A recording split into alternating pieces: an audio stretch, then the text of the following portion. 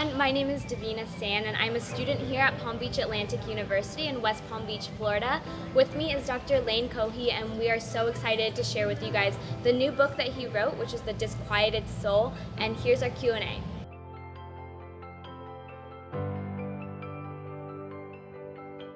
In Chapter 4, we look at one special type of the disquieted soul, the driven. And so I think we've all experienced driven people, whether it be ourselves or others.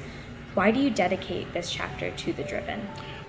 So I think the world as we know it, we would not see around us if it weren't for the driven. They're the folks that have gone out and explored, discovered, the scientists, the artists, the high-performing athletes.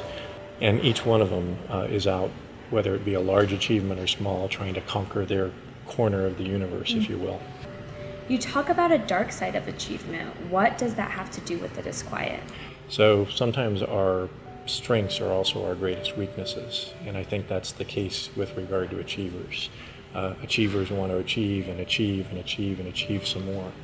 But sometimes that tendency to, that drivenness, comes out of a need to prove ourselves, which I think it can be very unhealthy. And so we do become very obsessive. We do become very controlling. One of my favorite books is a book called What Got You Here Won't Get You There by Marshall Goldsmith. And Goldsmith chronicles, and he works with very successful people, but he chronicles about 20 or 21 patterns of really bad behavior, like withholding information and showing other people up and adding too much value and always being critical. And these are high-performing professional folks. And so the question is, why is that? What is that behavior about? And I think that ugliness is the downside sometimes of our drivenness. And it doesn't, stop at the boardroom. It spills into all aspects of our life. Wow, that's good. The dark side of achievement exists in the church as well. It does, and I don't think it's probably any surprise. Pastors and church leaders are given platforms every single week, and particularly in the area of social media and YouTube and all that, it's very competitive, right?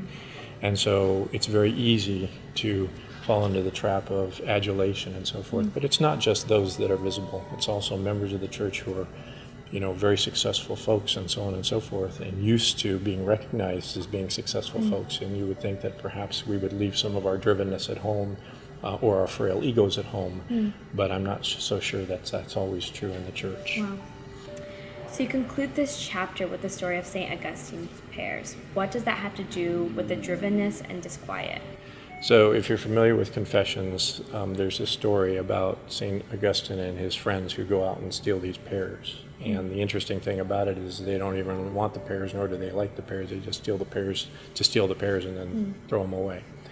And some people have said, well, what's the big deal on that? The issue is not about pears. The issue is that, as he recognized, he was doing evil simply to do evil. He just wanted to do wrong. He just wanted to burn something down in modern vernacular. And this can be a very bad symptom of disquiet when we act like the rules don't apply to us anyway. We're actually so driven, so prideful that we think the rules don't apply. And in this case, as Augustine said, we can love the process of our own undoing.